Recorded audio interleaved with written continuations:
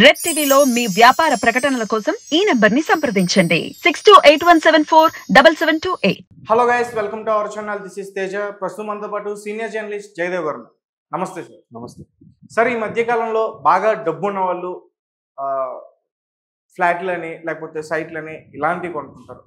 వాళ్ళకి మించి ఇంకా బాగా డబ్బు ఉన్న వాళ్ళు దీవులని, కొన్ని మాల్దీవ్స్కి సంబంధించిన అట్లాంటి దీవులు ఉంటాయి కదా సార్, అట్లాంటి దీవుల్లో ఐలాండ్స్ అట్లాంటి ప్లేసెస్లో కూడా స్థలాలు కొంటున్నారని కొన్ని వార్తలు అయితే వెలుగులోకి వచ్చాయి.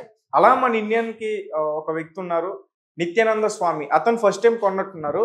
ఆయన తర్వాత ఏపీ ముఖ్యమంత్రి జగన్మోహన్ రెడ్డి గారు కూడా కొన్నారని చెప్పేసి రీసెంట్గా ఒక వార్త అయితే వెలుగులోకి రావడం జరిగింది. సో దీన్ని ఎలా అర్థం చేసుకోవాలి? ఈ వచ్చే ఎన్నికల్లో ఆయన ఓడిపోయిన తర్వాత దీవులకు వెళ్ళిపోతున్నారా, ఆల్రెడీ అక్కడ కన్స్ట్రక్షన్ స్టార్ట్ చేశారా, ఇలాంటి కామెంట్స్ అన్ని కూడా వస్తున్నాయి. సో వాటన్నిటికీ మీ సమాధానం.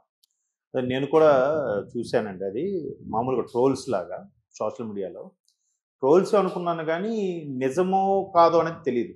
బట్ మీరు అన్నట్టు ఇవాళ రేపు బాగా హైఫై అంటే ఒక అంబానీ లాంటి ఫ్యామిలీసు, లేదా జగన్మోహన్ రెడ్డి గారు లాంటి ఫ్యామిలీసు, లేదంటే రాహుల్ గాంధీ, బాగా రిచ్ ఫ్యామిలీస్ ఇండియాలో టాటా బిర్లా లాంటి ఫ్యామిలీస్ వరకు అయితే బాగా రిచ్గా ఉంటున్నారు. వాళ్ళు మీరు అన్నట్టు ఇప్పుడు మనలో మిడిల్ క్లాస్ కూడా మహా అయితే ఈఎంఐ ద్వారా ఒక ప్లాటో ఫ్లాటో కొనుక్కుంటాడు.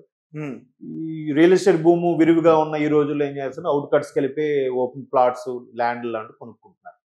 అవి కాస్త ఇప్పుడు మళ్ళీ గుంటలని ఏవో కొనుక్కుంటున్నారు కదా, ఎకరాల కింద. సో ఇప్పుడు బాగా ఉన్న వాళ్ళు ఏం చేస్తే ఐలాండ్స్ కొంటున్నారంట. అంటే ఇప్పుడు లక్షద్వీప్ దగ్గర అనుకున్న ఐలాండ్స్ కానీ, లేదా అలాగే మీరు అన్నట్టు నిత్యానంద స్వామి అమెరికన్ కాన్స్టిట్యూషన్, అదే అమెరికా ఖండానికి ఆస్ట్రేలియాకి మధ్యలో ఉంటుందంట ఎక్కడో ఐలాండ్ పొందమే కాదు, దాన్ని ఒక స్వతంత్ర దేశంగా ప్రకటించుకొని దానికి కైలాస ద్వీపము అనేదో పేరు కూడా పెట్టాడు.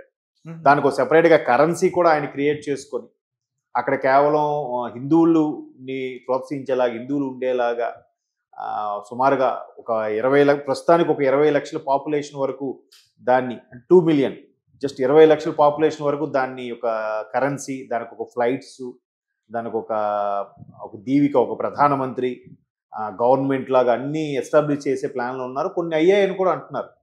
మరి ఎంతవరకు వస్తుందో తెలియదు, న్యూస్లో చూడమే. సో నిత్యానంద ఆయన ప్రతి స్పీచ్లో కూడా అలాగే చెప్తుంటాను, నేను ఖచ్చితంగా 200 సంవత్సరాలు 300 సంవత్సరాలు బతుకుతాను, లేదంటే 1000 సంవత్సరాలు బతుకుతాను నేను. అంటే ఆయన బతుకుతాడా లేదా విషయం పక్కన పెడితే ఆ కాన్ఫిడెన్స్కి మెచ్చుకోవాలి.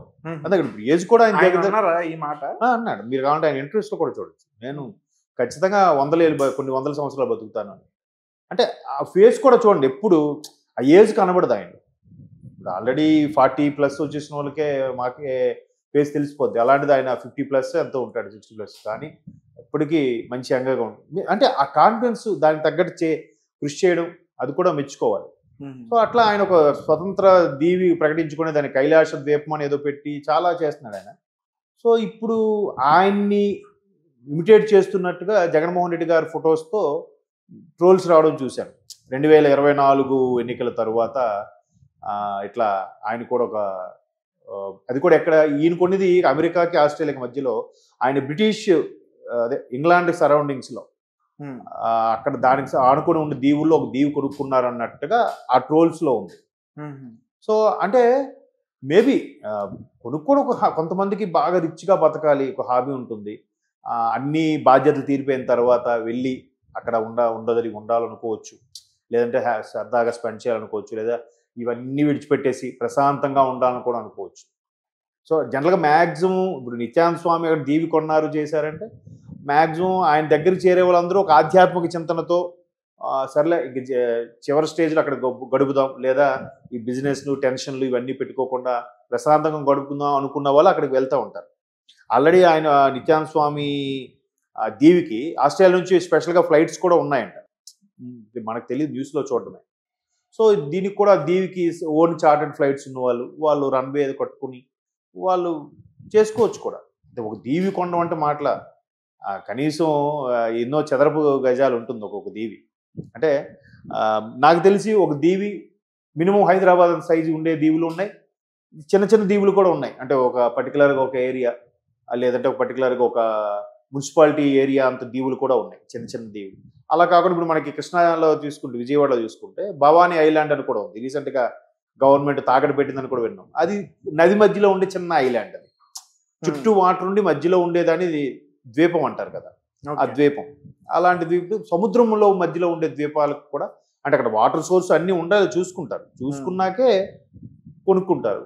సో అట్లా కూడా కొనుక్కున్నారు అన్నట్టుగా వార్తలు ఉన్నాయి. కాకపోతే మీరు అన్నట్టు ఎలక్షన్స్ అయిన తర్వాత దాన్ని వచ్చే రిజల్ట్స్ బట్టి ఆయన కంటిన్యూ అవుతారా లేదంటే ఇంకా ఏంటా అన్నది మనకు తెలియదు.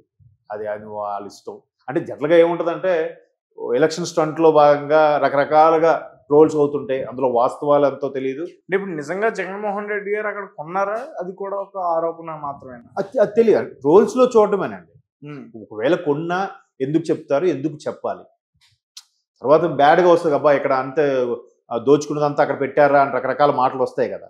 సో అలా కాకుండా కొన్నా కొనుక్కోవచ్చు, తప్పే. ఇప్పుడు చాలామంది ఇప్పుడు మీరు ఎలా అంటే దాన్ని ఏమంటారు, అంగారగ్రహం మీద కూడా మన వాళ్ళు దాన్ని ఏమంటది చంద్రయాన ఏదో ప్రయోగించారు కదా. ప్రయోగించినప్పుడు కూడా యుఎస్లో కొంతమంది అక్కడ కూడా సైట్లకు రిజిస్ట్రేషన్ చేయించుకున్నారని కూడా నేను చూశాను.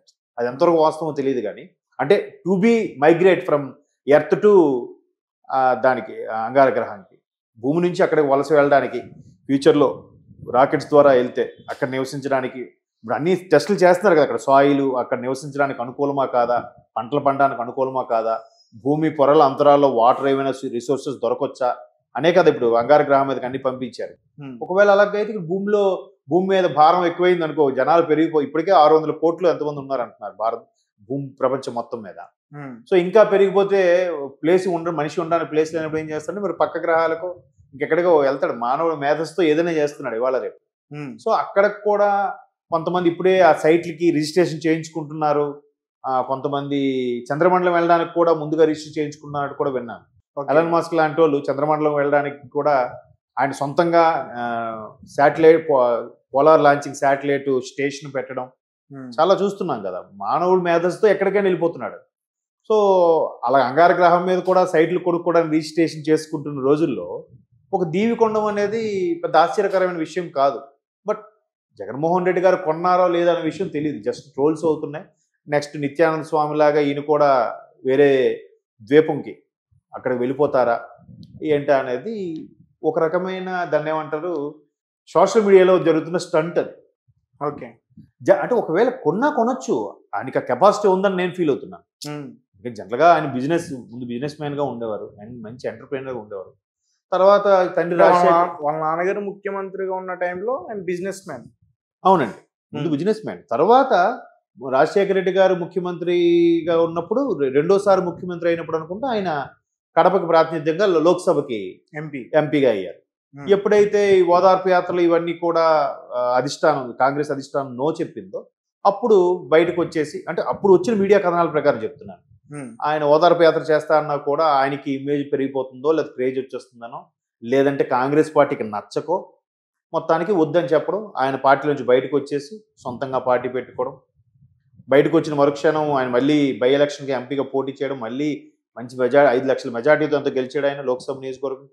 ఆ తర్వాత ఈ సొంతంగా పార్టీ పెట్టడం, ఓదార్పు యాత్ర చేయడం ఇవన్నీ జరిగాయి అనుకోండి. సో అంత కెపాసిటీ ఉన్న అతను ఒక ద్వీపం కొనుక్కున్నాడంటే ఆశ్చర్యపడక్కర్లేదు.